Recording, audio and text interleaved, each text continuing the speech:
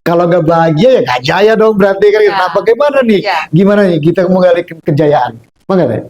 Ya ini kan mumpung mau pilkada nih, jadi cerita Ah, sana nih. Artinya kejayaan Banten ini berarti kan kejayaan 8 kabupaten kota oke. yang harus dirasakan. Bukan cuma provinsinya aja yang jaya, Karena 8 provinsi kabupaten kota. kan, Oke. provinsi ini kan simpul koordinasi. Yang Oke. punya wilayah ini kan 8 kabupaten kota. Mm-mm. Nah ini saya sih mengingatkan kepada calon kepala daerah Oke. harus punya care nanti Oke. untuk daerahnya masing-masing, Oke. terutama untuk masyarakatnya juga.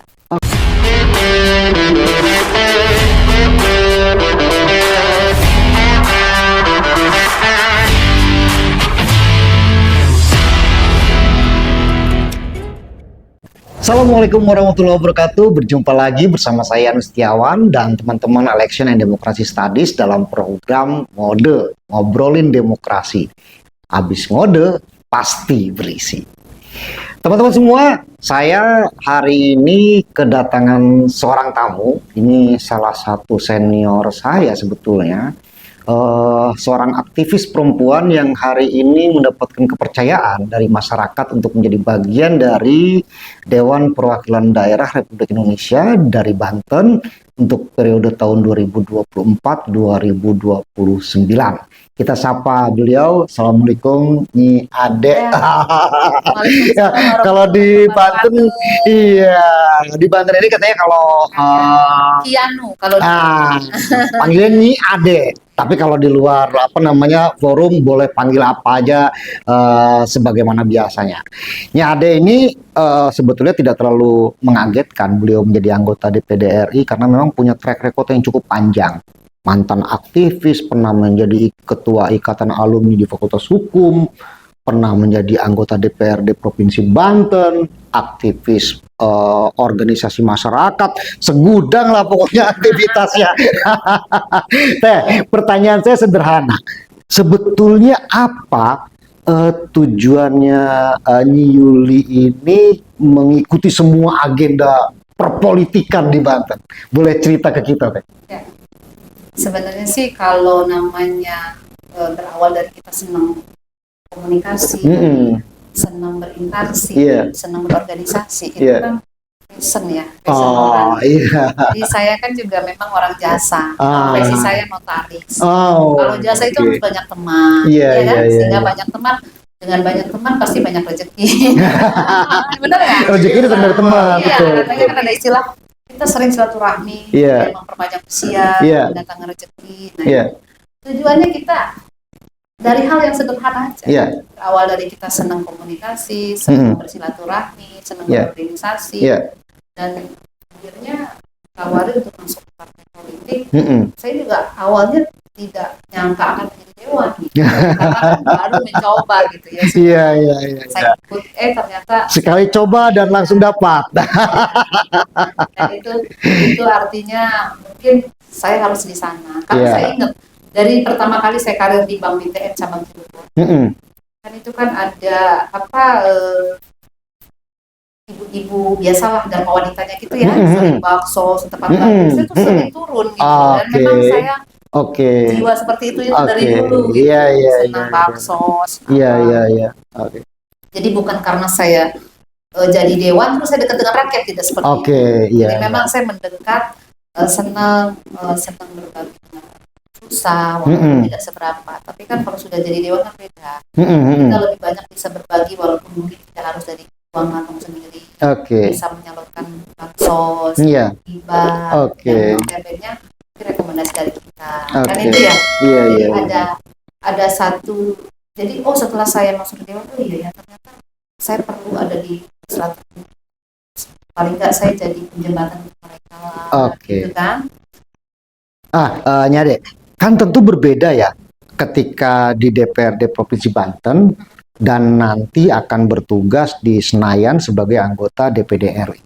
Kira-kira bagaimana nantinya Nyade akan mengartikulasikan kemudian memperjuangkan apa yang dicita-citakan di DPD RI?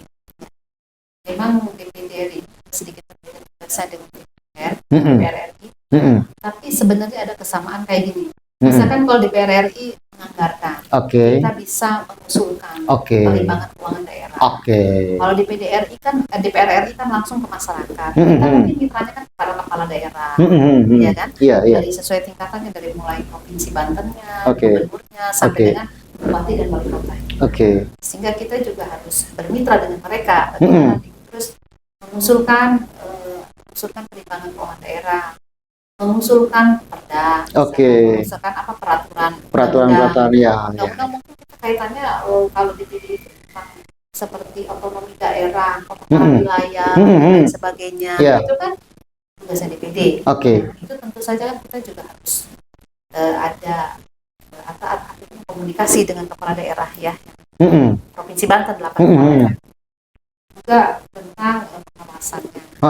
Oke. Kita memang agak sedikit berbedanya, kita tidak bisa mengetuk palu anggaran, Oke. kita bisa aspirasi langsung ke masyarakat, tapi kita bisa mendorong program. Dan kita juga kan tidak dibagi ini ya, kalau di DPD itu kan semua kementerian jadi mitra kan. Oke, iya, betul.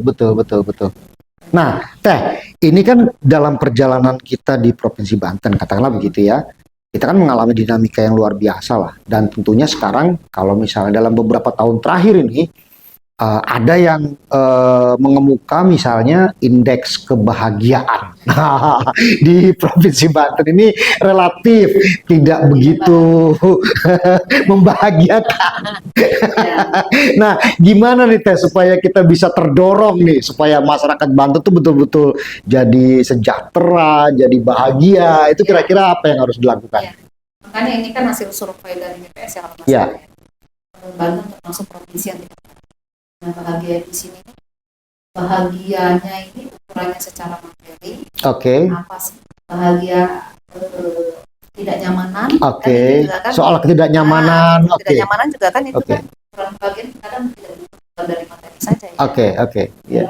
Mungkin juga merasa kurang nyaman ada di Banten sehingga tidak bahagia, kan itu kita nggak tahu. Apa kira-kira yang membuat misalnya untuk mengatasi ketidaknyamanan misalnya gitu kan? Berarti kan kita di sini harus melihat dari segi pendidikan, apakah masyarakat sudah pemerataan, sehingga sudah dirasakan oleh semua lapisan masyarakat, kabupaten kota, dirasakan bahwa dia sebagai anak bangsa yang sama setara mendapatkan pendidikan, ya kan? Terus begitu juga tentang faktor ekonomi, ya kan? Bagaimana kesejahteraan di Banten ini harus dilihat juga. Memang kita tidak bisa menutup mata bahwa di Banten ini sebanyak pabrik, ya kan? 14.000 lebih pabrik. Pada saat saya anggota Dewan di Provinsi Banten, saya pernah di Komisi 5 dan saya pernah sidak beberapa pabrik. Memang banyak pabrik, tapi kita juga penganggurannya tertinggi kan aneh. Banyak tempat yang memproduksi sesuatu, banyak pabrik. Tapi kok kita jadi penonton. Berarti artinya di sini aja sudah kelihatan dengan kasat mata. Berarti kurang limit antara pendidikan dan lapangan pekerjaan. Itu nanti dengan posisi Yuli yang ada di DPD itu bisa didorong gitu, misalnya ke membangun harmoni antara pemerintah provinsi dengan pemerintah kabupaten kota di Banten supaya mereka lebih fokus lagi. Jadi membangun gimana caranya nanti? Paling nggak kita kan sama-sama, namanya DPD Dewan Perwakilan Rakyat Daerah. Berarti kan memperjuangkan daerahnya. Daerah Banten. Daerah Banten itu kan tidak provinsi itu kan simbol koordinasinya. 8 kabupaten kota itu yang punya wilayah. Berarti artinya kita harus duduk sama, barengan. Mungkin kalau saya turunkan program nanti ini di pendidikan ada program beasiswa untuk anak SMK. Kewenangan siapa nih? Provinsi kan. Yang punya kewenangan provinsi ini mau seperti apa? Dan harus begini. Berarti bakal sering turun ke Banten juga dong, harus seperti itu. Memang kita harus melihat program apa yang ada di pusat yang bisa kita dorong di Banten. Baik dari segi pendidikannya, baik dari segi pembangunan ekonominya. Pendidikan ini kan penting karena untuk indeks pembangunan manusia. Karena kita juga kalau hanya memikirkan infrastruktur, tapi indeks pembangunan manusianya tidak kembangkan juga kan akhirnya akan menjadi ketimpangan. Ada jomplang nantinya. Nah, Teh, apa namanya, kalau kita melihat ya, ini kan problem utama itu kan membangun relasi yang harmonis ya antara pemerintah provinsi dengan kabupaten kota. Selama ini yang saya perhatikan sudah berjalan, tapi kalau misalnya ini bisa lebih ditingkatkan harmoninya itu akan lebih efektif, dan ini kan nanti akan terkait juga dengan kebaikan, kejayaan kan gitu.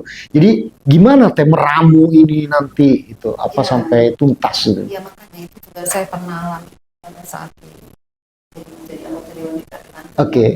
Kadang ya ada faktor apa ya, sektoral masing-masing ya, antara pemerintah provinsi dan kabupaten. Kadang kayak seperti misalkan Lampung provinsi Banten, kadang tidak lengkap kalau daerah itu hadir. Harusnya kan lengkap. Ukuran-ukuran sederhana seperti itu ya. Sederhana. Iya. Harusnya lengkap, merasa memiliki bahwa Banten itu kita bersama, ya kan? Artinya adanya kabupaten kota di Banten karena adanya provinsi Banten, betul nggak? Memang seperti itu. Walaupun provinsi Banten memang lahirnya setelah adanya kabupaten kota, tapi kan tetap saja semua itu kan artinya sudah ada undang-undangnya, sudah sah Banten ini provinsi. Yang kabupaten kota ya harus gimana pun juga hidupnya. Iya. Nah ini mungkin kaitannya karena pemilihan langsung kali ya. Jadi sehingga seperti mereka, saya kan tidak dipilih gubernur, tapi kan sebenarnya. Jadi bagaimana proses rekrutmennya ya? Baik, saya kira pandangan menarik dari Nyade tadi. Saudara-saudara, kita rehat sejenak. Nanti di segmen selanjutnya kita akan diskusikan bagaimana peran Nyade nanti untuk membuat kejayaan di Banten ini melampaui apa yang sudah ada sekarang dan mungkin menjadi semakin baik pada masa yang akan datang. Sampai jumpa di segmen selanjutnya.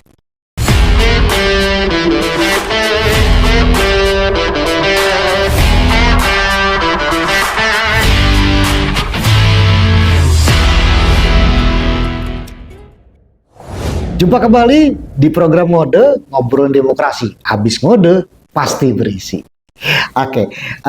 Nyuli, kita kan sama-sama paham lah ya, bahwa Provinsi Banten itu punya sejarah yang luar biasa. Kita pernah berada dalam situasi yang sangat berwibawa sebagai sebuah daerah. Kita punya kejayaan yang masyhur, yang dikenal oleh bukan cuma daerah-daerah lain, tapi juga di mancanegara. Nah, bagaimana upaya kita ke depan, Nyuli, untuk menata, kemudian juga mengembalikan. Kan kalau tadi di segmen sebelumnya ada situasi bahwa kita nggak bahagia nih. Ini kalau nggak bahagia ya nggak jaya dong berarti kan. Nah, bagaimana nih? Gimana nih kita mengembalikan kejayaan? Bagaimana? Ya ini kan mumpung mau pilkada nih, jadi cerita sana nih. Artinya kejayaan Banten ini berarti kan kejayaan 8 kabupaten kota. Yang harus dirasakan. Bukan cuma provinsinya aja yang jaya, 8 kabupaten kota. Provinsi ini kan simpul koordinasi. Yang punya wilayah ini kan 8 kabupaten kota.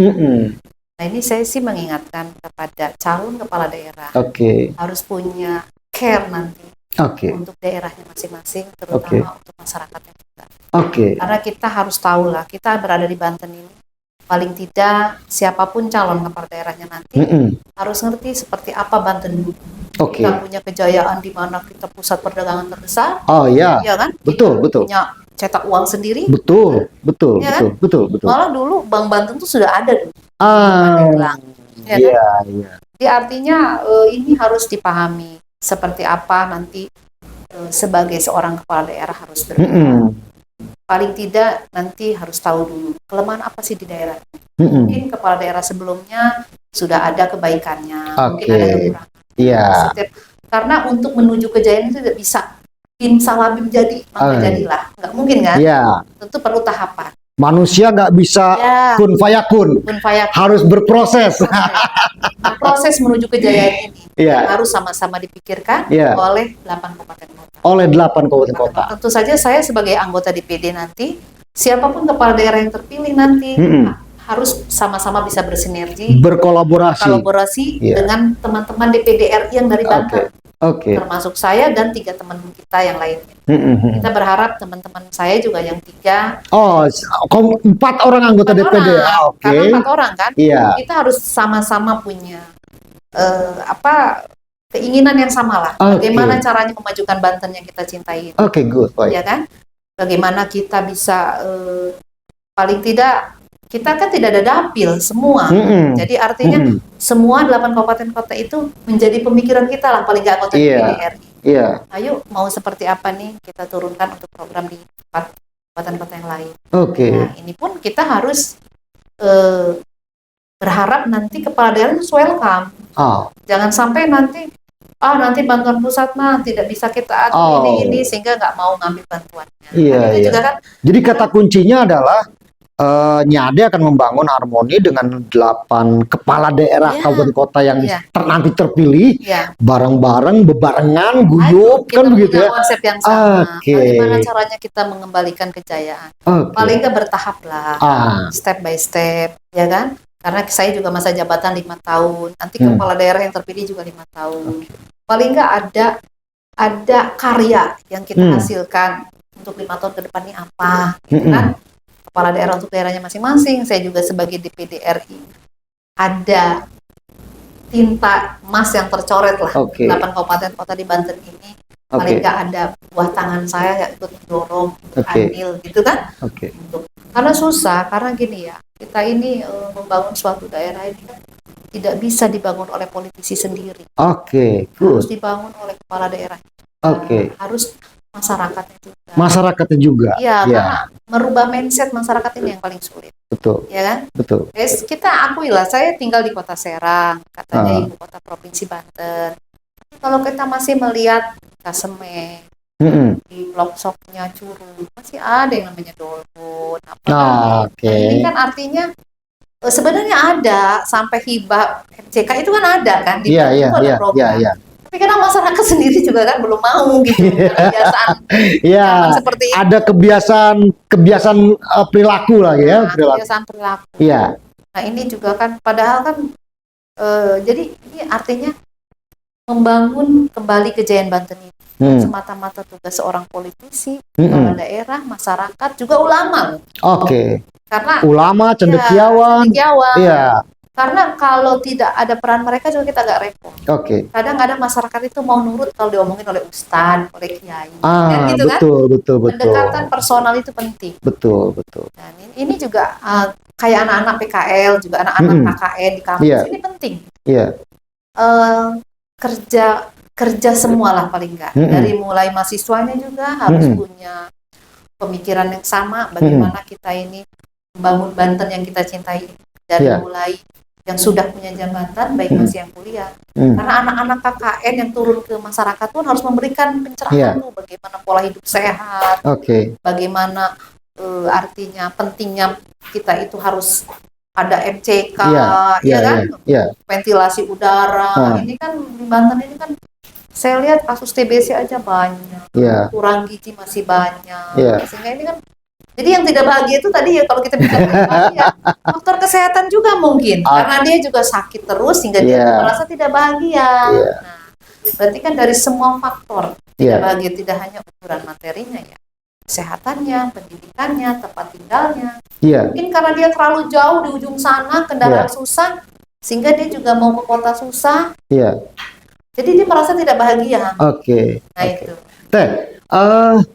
Saya masih masih ada yang mengganjal. Tadi kan Nyade bilang ini karena proses eleksi kan gitu ya. 8 kabupaten kota ini kan masing-masing merasa dia punya tanggung jawab terhadap pemilihnya. Sedangkan mungkin kan gitu ya, ada juga perasaan loh kan saya tidak dipilih sama masyarakat daerah yang lain atau kabupaten kota yang lain gitu loh. Ini gimana cara nanti kita bisa membangun semangat kolektif, kebersamaan kan gitu, supaya kita tetap berada dalam satu rumah kan gitu ya, rumah bersama membangun Banten yang menjadi lebih bahagia lah begitu. Gimana caranya mengatasi ego tadi kalau ya ada bilang ada ego nih gara-gara urusan pilkada gitu loh. Kalau saya berpikirnya begini, Kang Yandi, Kalau masalah programnya pasti semua daerah tuh sama lah. Oke. Artinya pendidikan pasti di setiap daerah juga ada kelemahan betul. pendidikan. Betul. Bukan berarti mereka dari Tangsel harus membangun di Kota Serang, tidak seperti itu. Oke. Tapi kekurangan di Tangsel ini apa sih? Gitu ya, harus dibenahi yang kurang. Mungkin kalau Tangsel relatif untuk infrastruktur udah bagus. Karena di sana swasta banyak banget juga ya. Iya. Tapi kalau kita yang di Pandeglang, daerah selatan gitu ya. Kan juga repot ya. Karena memang di sana masih artinya pemukiman yang jauh-jauh lagi jarak jangkauan. Jadi artinya itu kan ada bantuan kabupaten kota juga biasanya di provinsi. Paling enggak bantuan kabupaten kota itu diarahkan untuk yang memang urgent gitu. Bangunlah dulu yang urgent. Janji politik betul harus dipenuhi oleh seorang kepala daerah.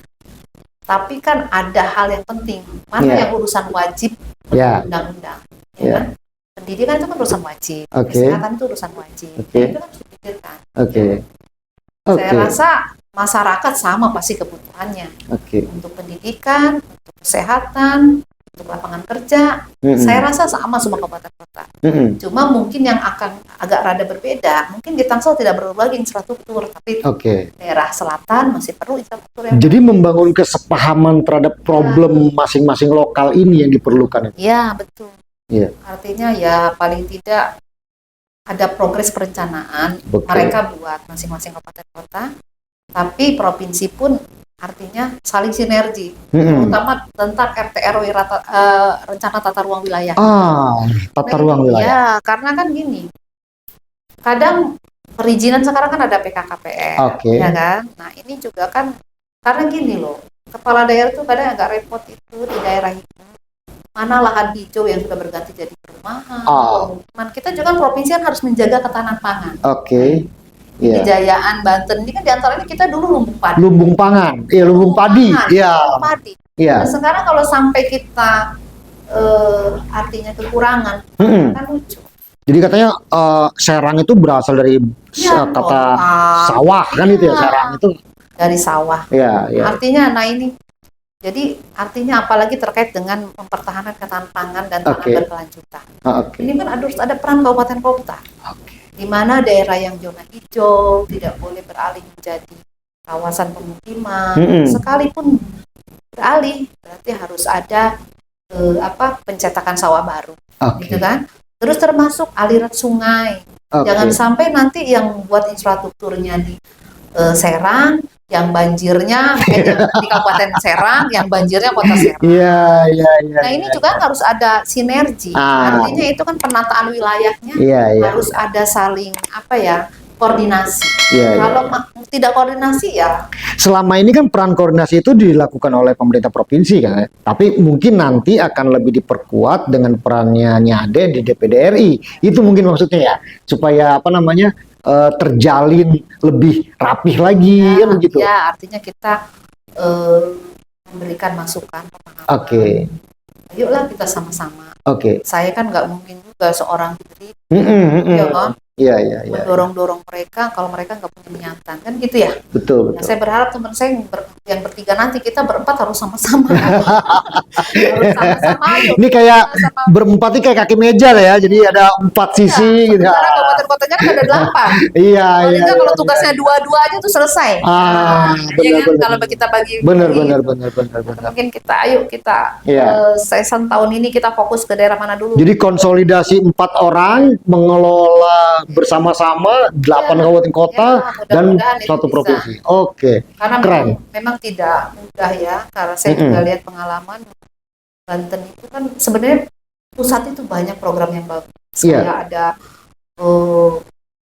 pembuatan lapangan oleh Kementerian Olahraga waktu itu dapat kali ya.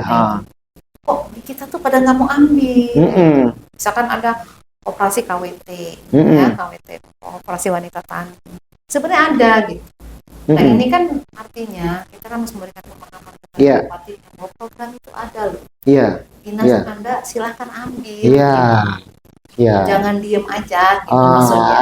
Kalau semua bergantung kepada APBD untuk membenahi, pasti terbatas gitu. Pasti terbatas.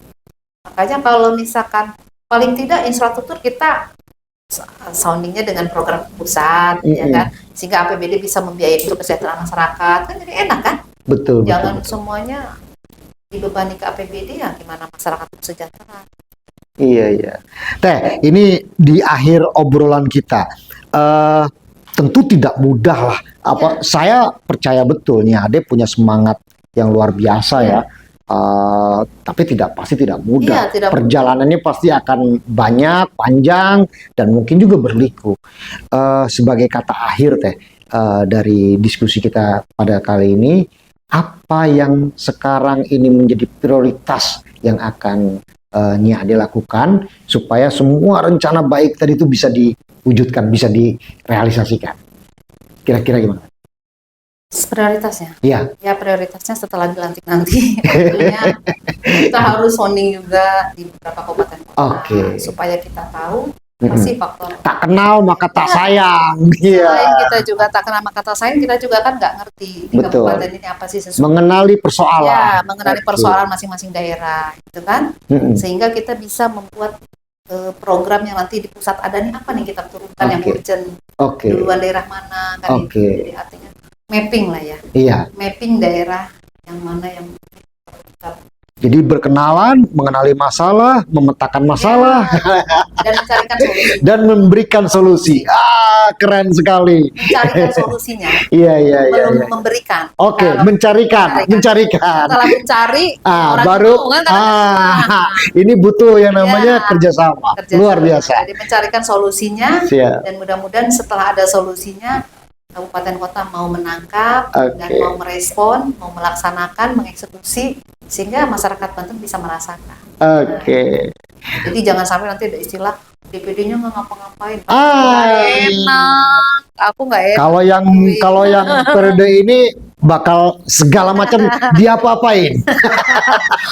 Mudah-mudahan ada energi positif ya dengan saya masuk. Amin ya Rabbal alamin.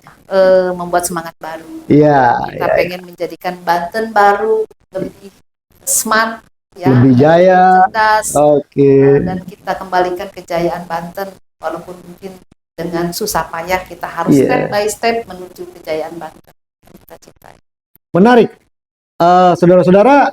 Apa yang didiskusikan dengan Nyi Ade Yuliasih, kita mendapatkan perspektif bahwa DPD RI ternyata nggak mikirin diri sendiri.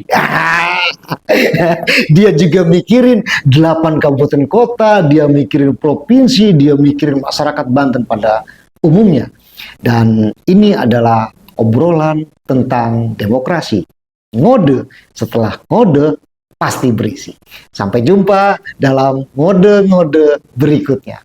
Assalamualaikum warahmatullahi wabarakatuh. Terima kasih banyak ya. Ya, sama-sama.